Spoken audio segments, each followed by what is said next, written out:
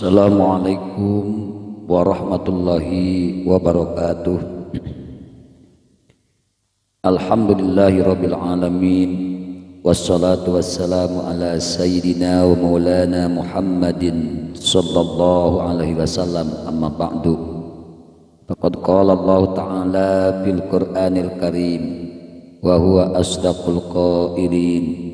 A'udzu billahi minasyaitonir rajim. Bismillahirrahmanirrahim. Walillahi 'alan nasi hajjul baiti man istata'a ilaihi sabila. Shadaqallahul 'azim wa shadaqa rasuluhun nabiyul karim. Wa nahnu 'ala dzalika minasyahidin wasyakirin walhamdulillahi rabbil alamin. Para sahabat, berjumpa kembali di MWCNU Ranca Channel dalam kajian keagamaan yang pada kesempatan kali ini kita akan membedah tentang haji dan runtuhnya tesis Karl Marx atau tesis Marxis.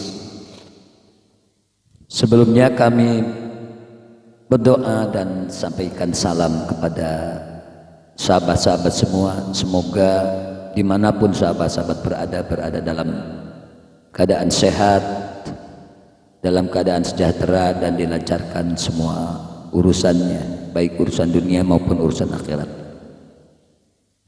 Berbeda dengan ibadah haji sebelumnya, ibadah haji tahun 2022 ini dirayakan dengan penuh sukacita. Hal ini karena umat Islam dari seluruh belahan dunia, termasuk dari Indonesia, bisa kembali melaksanakan ibadah tahunan ke Mekah sebagai rukun Islam yang kelima setelah hampir 2 tahun sebelumnya tak dimungkinkan akibat pandemi COVID-19. Namun ada banyak sisi persamaan dengan tahun-tahun sebelumnya, seperti fenomena banyaknya jemaah haji yang sesungguhnya tidak kaya, bahkan termasuk du'afa. Di antaranya ada 2 pasangan suami istri yang hanya berjualan mainan di pinggir jalan yang bisa berhaji. Bahkan ada 1 orang yang di tahun 2018 dan 1 orang lagi yang di tahun 2019 yang bekerja sebagai pemulung. Setelah menabung sekitar 25 tahun, mereka bisa berangkat berhaji. Hadirin yang berbahagia, sahabat MWCNU Ranca Channel, haji bagi kalangan yang secara ekonomi tidak kaya di atas, agaknya ini meruntuhkan tesis kaum Marxis atau kaum komunis. Tesis itu menyebut bahwa agama adalah keluh kesah masyarakat miskin yang tertindas agama. Agama menurut mereka adalah candu yang hanya memberi penenang sementara, penenang semu, tidak mampu menghilangkan kondisi-kondisi yang menimbulkan penderitaan dan kemiskinan. Ungkapan Marx yang sarkastik ini berawal dari pandangan bahwa faktor ekonomi merupakan basis utama yang paling menentukan kehidupan manusia. Agama sebagaimana faktor lainnya seperti politik ditentukan oleh faktor ekonomi. Baginya ada 4 fungsi agama yang membuatnya sebagai candu. Ini menurut Karl Marx. Yang pertama, melalui elitnya, agama telah menjadi alat justifikasi transendental bagi terpeliharanya hak-hak istimewa yang membuat sistem ekonomi kapitalistik non-eksploitatif tidak mendapat protes. Yang kedua, penekanannya pada dunia transenden atau dunia non-material dan harapan akan hidup setelah mati, membantu mengalihkan perhatian kaum miskin dari kesulitan material selama hidup di dunia ke kehidupan akhirat. Yang ketiga, kemiskinan diubah oleh agama menjadi kebajikan, sementara kekayaan harta material dipandang sebagai kemiskinan rohani. Kemiskinan dipandang mempunyai nilai rohani yang positif jika ditanggung dengan sabar, bahkan memperbesar kesempatan untuk masuk surga. Yang keempat, kemiskinan dan penderitaan hidup dianggap sebagai takdir Tuhan yang harus diterima dengan pasrah.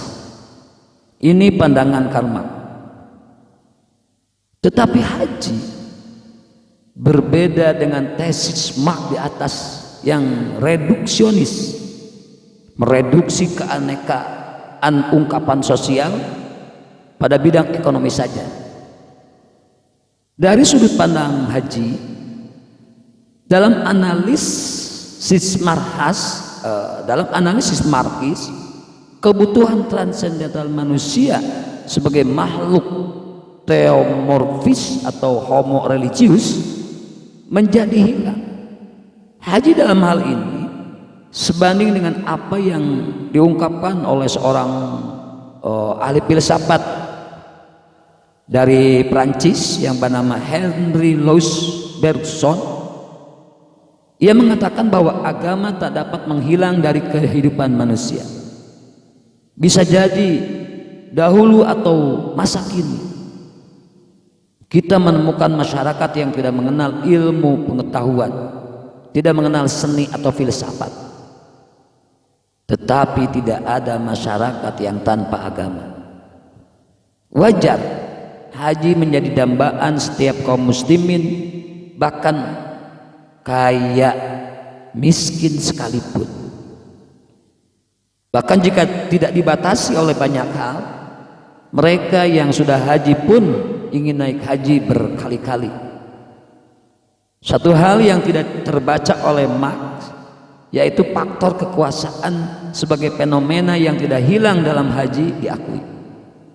Kini istitoah atau mampu berhaji pengertiannya menjadi luas, termasuk di dalamnya ada kuota haji dan penentuan penyelenggaraan haji oleh pemerintah Saudi, seperti tampak dari tiadanya haji selama 2 tahun yang lalu.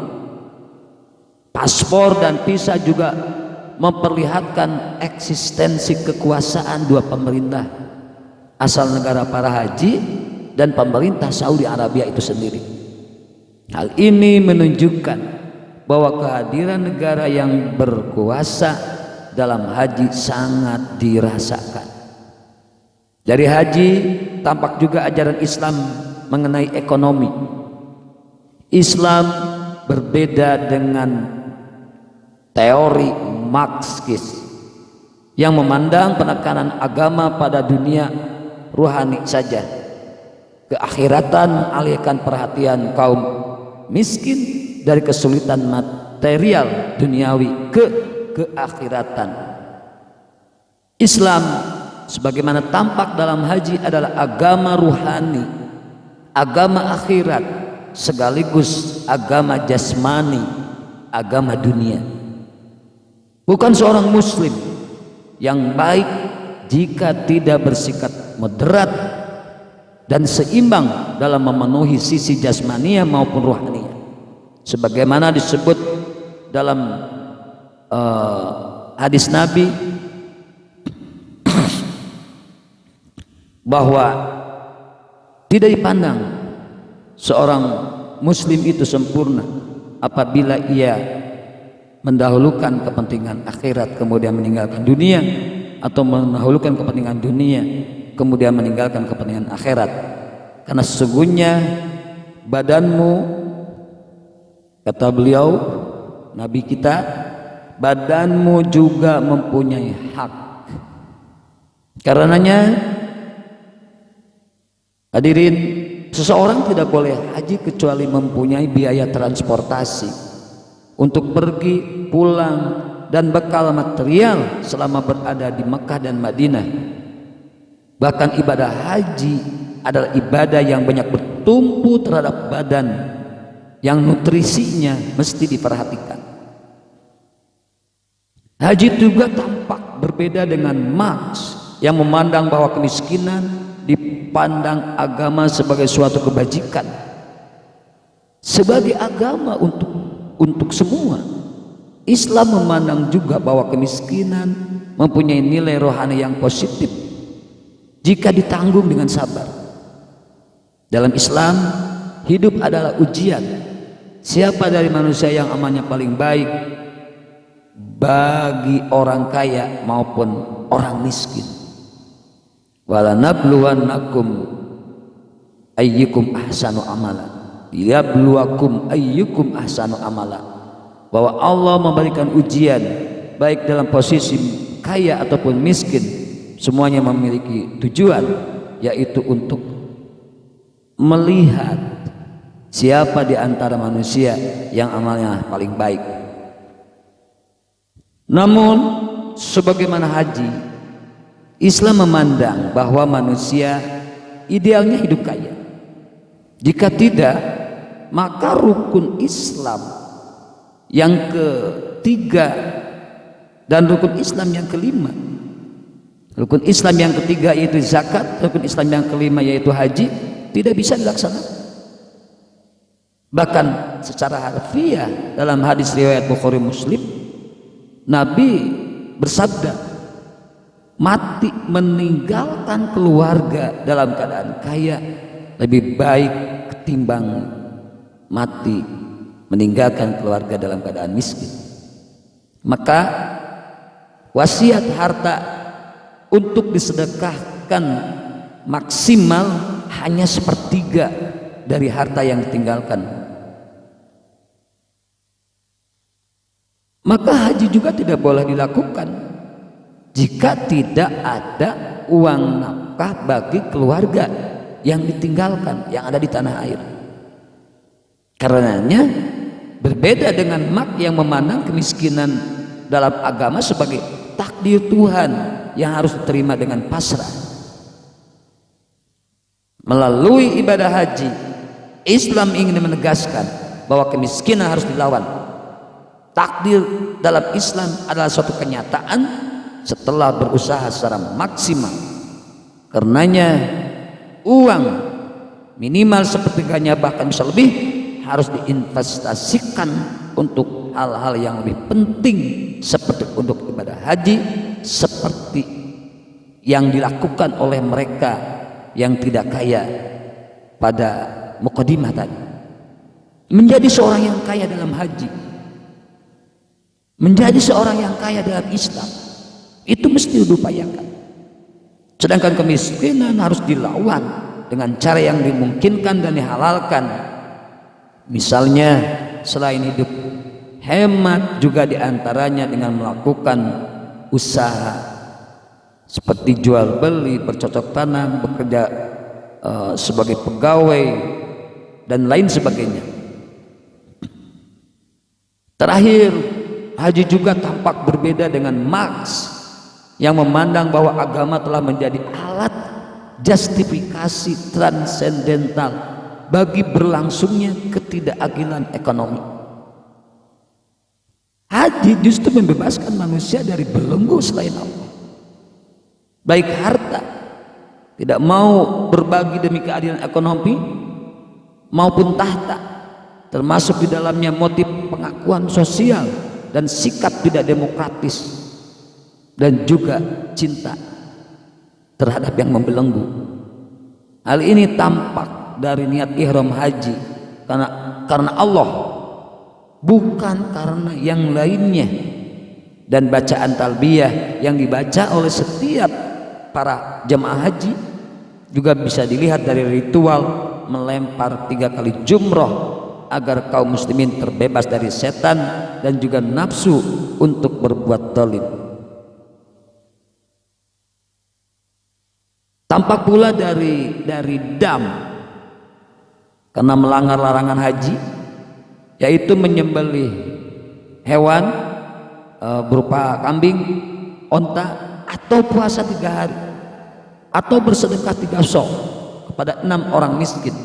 Bahkan ditunaikannya zakat saat para haji sudah pulang sebagai tanda mereka mendapatkan haji mabrur, yang dalam zakat bukan hanya sumbangan untuk pembebasan manusia secara konsumtif, tetapi juga produktif. Hadirin para sahabat MBCNU Raja Channel, tampaknya teori Karl Marx ini menemui kegagalan, dan Islam telah mementahkan teori ataupun tesis Marx ini lewat pelaksanaan ibadah haji. Semoga para jemaah haji dari Indonesia yang telah menunaikan segala rukun dan wajib hajinya bisa kembali pulang kembali ke tanah air seluruhnya dalam keadaan semangat, dalam keadaan selamat, dan menyandang status ataupun titel haji mabrur dan haji makbul. Demikian yang bisa kami sampaikan, bahasan singkat, semoga bermanfaat. Mohon maaf bila banyak kekurangan. Kritik dan saran sangat kami nantikan. Wallahul muwaffiq ila aqwamit thariq. Wassalamualaikum warahmatullahi wabarakatuh.